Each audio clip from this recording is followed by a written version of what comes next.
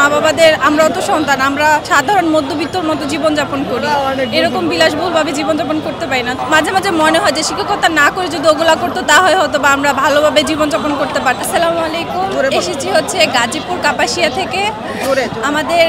আমার মা টিচার, আমার বাবাও টিচার। ওনাদের হচ্ছে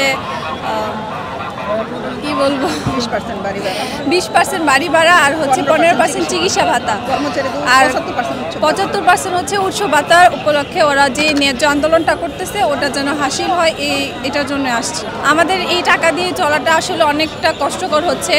আমার ভাইয়া হচ্ছে পড়ালেখা শেষ করেছে, আমিও পড়ালেখা করতেছি। তো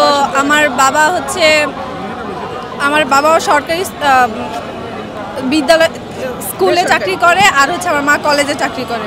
তো আমার ভাইয়া হচ্ছে প্রাইভেটে পড়ালেখা করেছে। এখন আমার যে পড়ালেখার খরচটা এটা চালাতে অনেক কষ্ট হচ্ছে। তো সব মিলে আমাদের চালানো মানে অনেক কষ্ট হয়ে যাচ্ছে। ঢাকা শহরে থাকা, তারপর হচ্ছে সব কিছু মিলে অনেক কষ্ট হয়ে যাচ্ছে।